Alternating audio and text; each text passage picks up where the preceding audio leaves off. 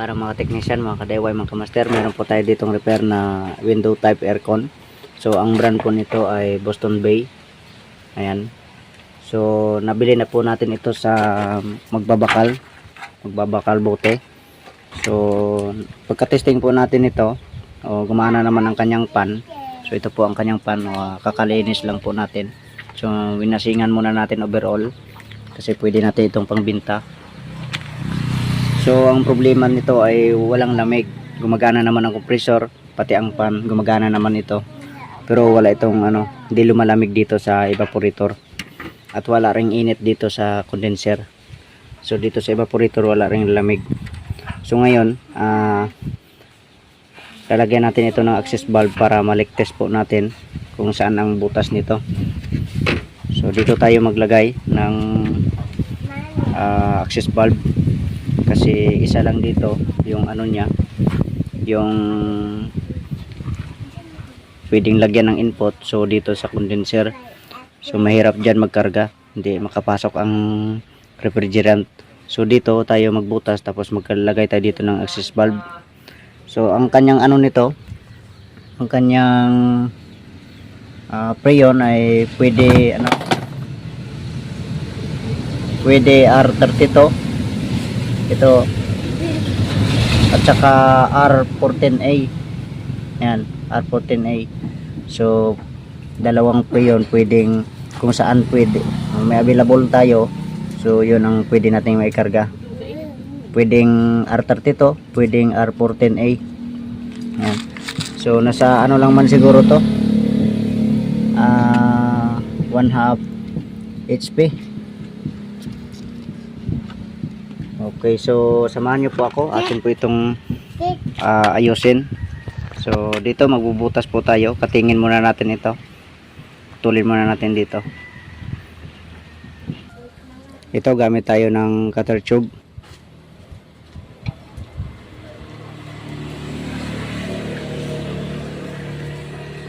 Ayan. So paikotin lang yan hanggang sa maputol. So pag mag-ikot, ihipitan lang ito. Ayan, tapos paikotin ulit. So ganun lang pagputol nito hanggang sa maputol na siya.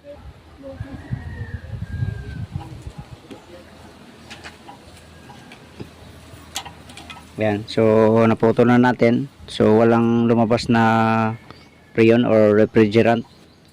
So totoo nga na may may butas to. Okay, ang una muna natin gagawin dito ay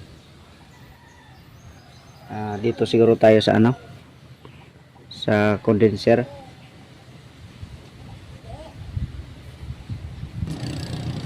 Diretso na lang tayo, maglagay na lang ng para isahan na lang na ma-elect test natin yung dalawang portion na to, evaporator at saka yung condenser. So magkapit tayo dito. Ito po hihinang na natin ito. So gumawa muna tayo ng paraan para kung paano natin ito may pasok. So ang ginawa natin ito, nilakihan muna natin ito, tapos binutasan dito, tapos ito binutasan din natin dito para makapasok din ito. So ito yung magiging silbing lock nya paloob para hindi matanggal. So ganyan, bali ihinang po natin yan, ganyan.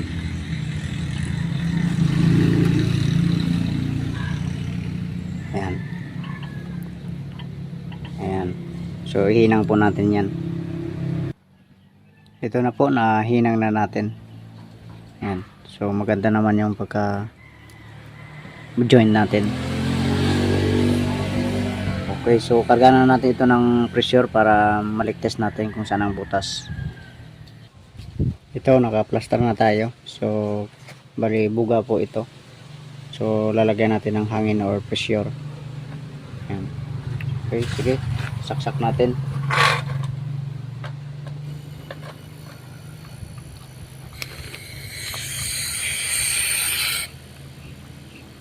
Sara natin dito sa kabila.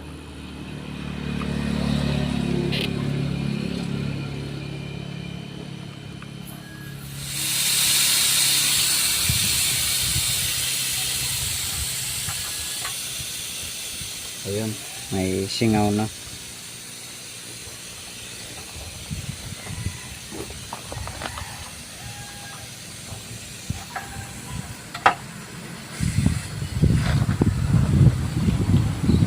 Doon banda may butas doon.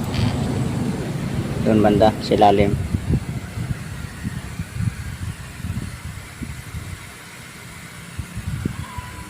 Okay, hanap muna tayo ng sabon. So lagyan natin ng tubig or sabon.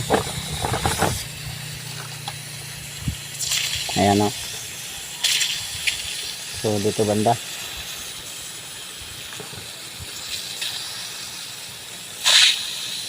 Ayan.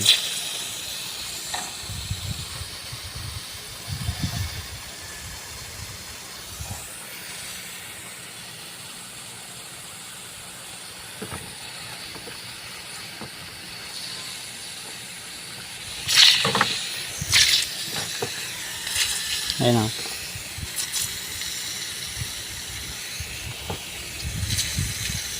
Ayan. So subukan natin hinangin yan. Ito na hinang na natin. So sana wala na itong butas. So lagyan natin uli ng pressure. Okay, sige, saksak natin.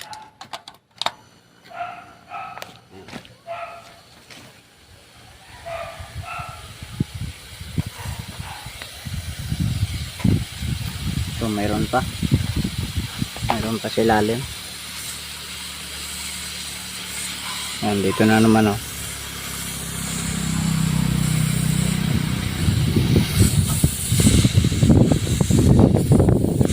Ayan, dito po ulit ilalim, mayroon pa.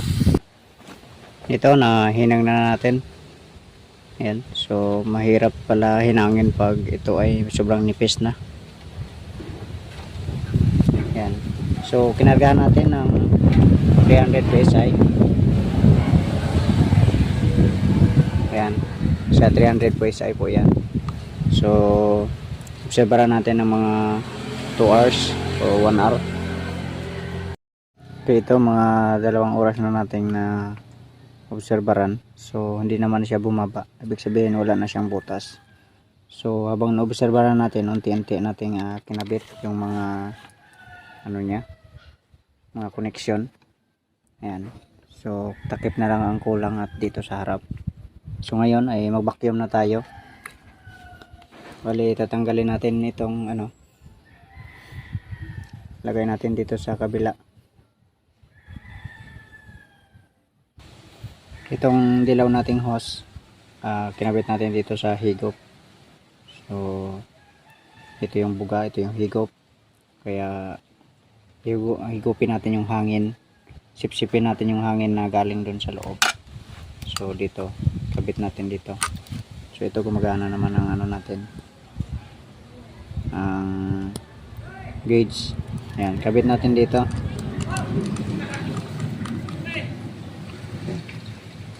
Para mahigop niya yung mga hangin sa loob. So ibabacuum na natin ito ng mga 1 hour. So pag dito sa negative 30, pwede na yan ma-vacuum. Pwede na palang kargahan ng Freon.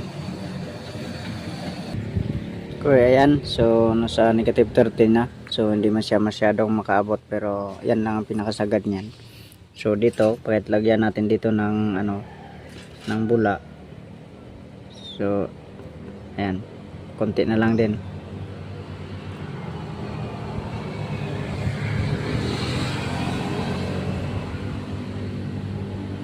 Ayan, meron pa man. Ayan, so ayan, wala na halos.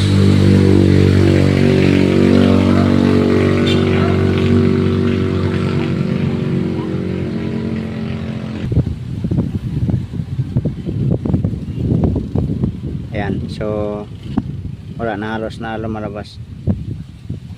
Ayan. Okay, so pwede na natin tong ano, tanggalin. So isara muna natin dito sa gauge natin. Dito isara natin to.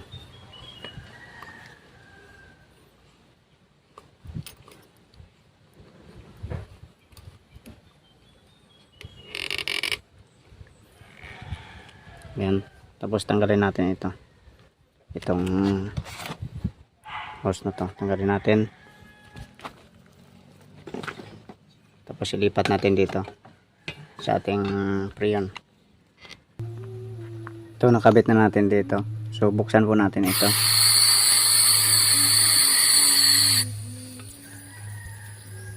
Ayan.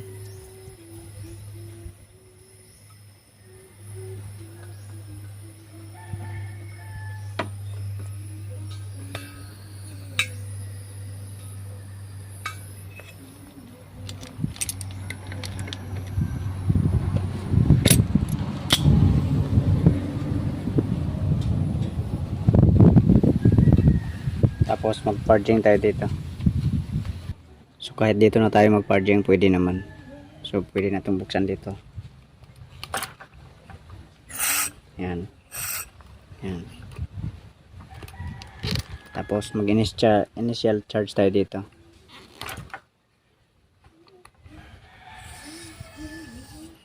Yan.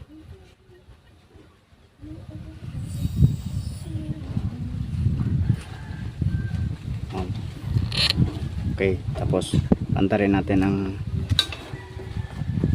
so dapat nakataob ito kasi R14A ang nilagay natin. Tapos saksak natin ang unit. I-off muna natin to. Okay, saksak natin. Mandar na.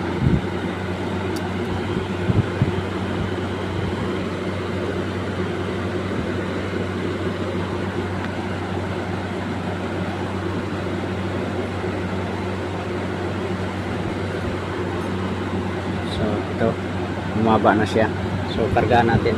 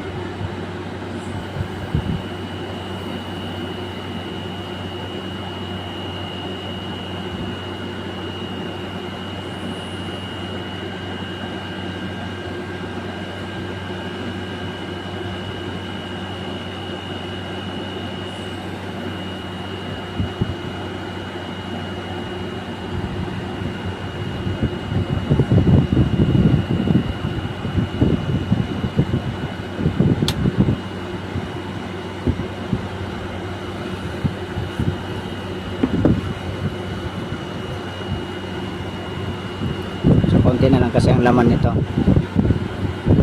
kaya magpanibagong ano na naman tayo,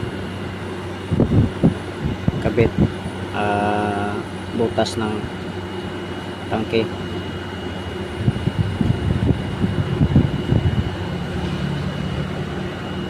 Ayun, so mapansin natin dito sa kanyang kapilyare, lumamig siya, nag-ice, ibig sabihin kulang ang ano, ang refrigerant. Kaya ano pa tayo, kuha pa tayo ng isa pang ano, tangke. Ito, nakakuha na tayo. So isara muna natin dito, isara muna natin yan.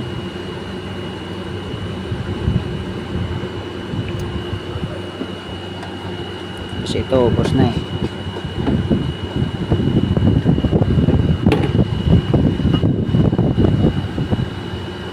Isara muna natin to.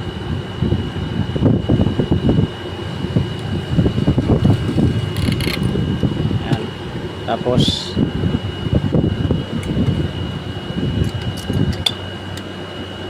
tanggalin natin ito.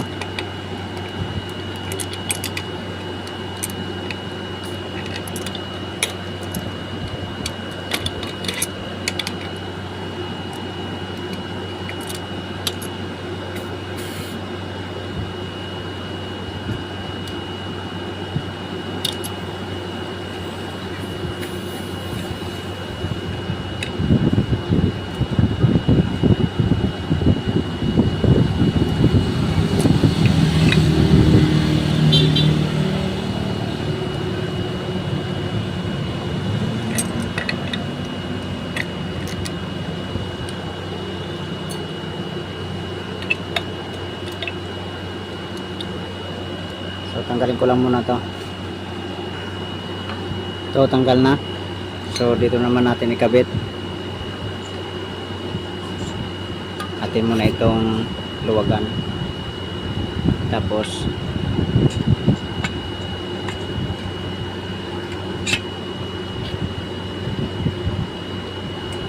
yan. Tapos kabit natin ito.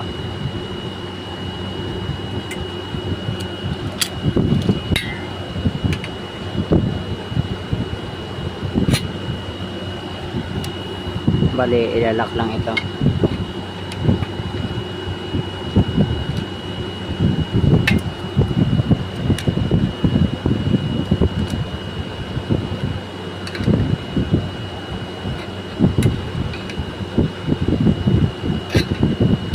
Ayan.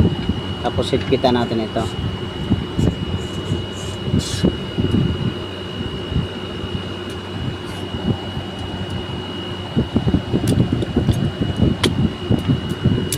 Ito higpitan lang.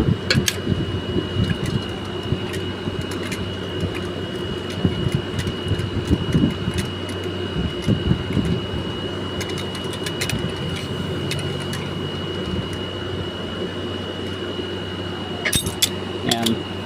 Tapos ito higpitan din natin ito pababa. Ayan. Clockwise po siya para mabutas doon sa gitna.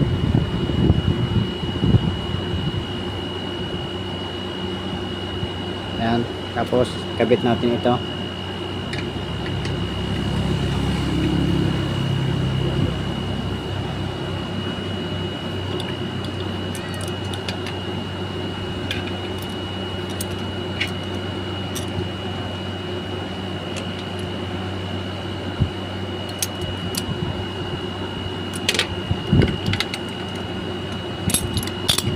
Ayan. Tapos luwagan na natin to.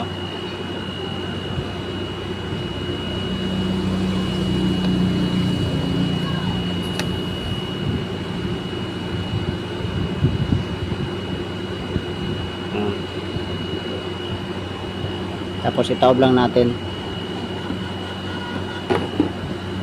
Tapos dito mag-parging tayo uli kasi baka may napasok na hangin.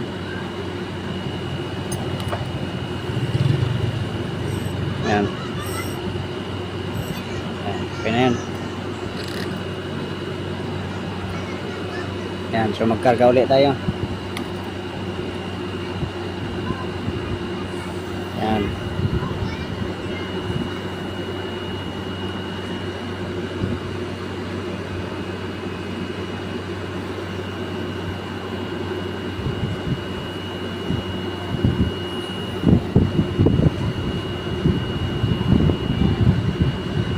Ayan.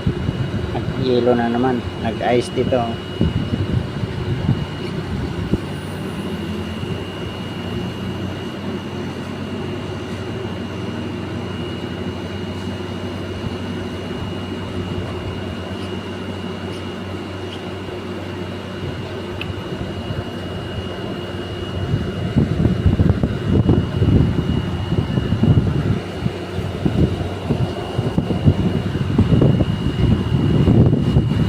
So kargahan natin na kargahan hanggang umabot ng mga 130 o 1 to 150 tayo. Okay, ito bale umabot po ng 140 ang ating karga, ang ating Prion na kinarga. So ito ang kanyang lamig. So hanggang dito ay nagkakaroon na ng pawis dito. Ayan. Ayan, nasa baba. Ayan. So malamig na yan, halos puno na yan. Ayan. So okay na siya, oh. Malamig na dito, oh. Ayan. Okay. So sige, pwede na natin itong takpan.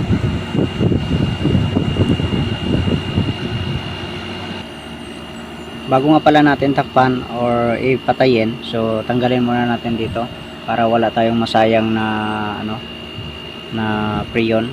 Kasi pag once na pinatay natin yan at saka bago tanggalin ito, so may papasok, may babalik na refrigerant dito sa tubo natin. So tanggalin na natin itong habang umaandar siya.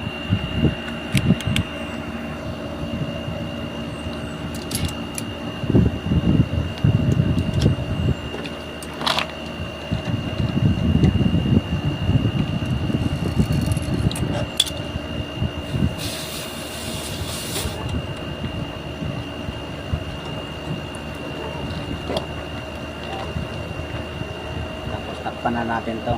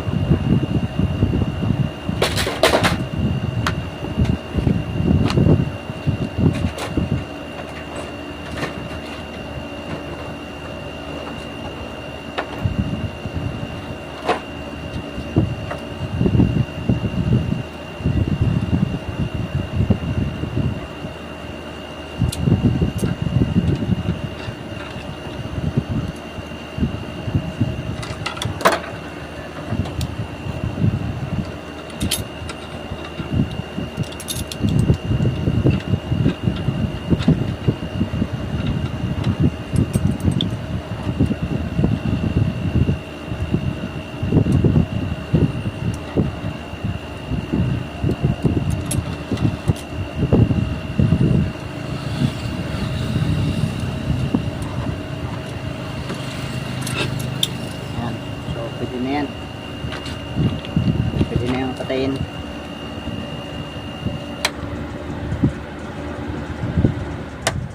Ayan. So kapag ano kasi, kapag pinatay muna natin tapos saka tanggalin doon, so maraming sumisingaw na refrigerant. So sayang. Kasi babalik kasi yun dito, yung ano, yung hangin dito or yung refrigerant dito sa tubo natin. Okay, so hanggang dito na lang ang video natin. Sige, God bless po sa inyong lahat.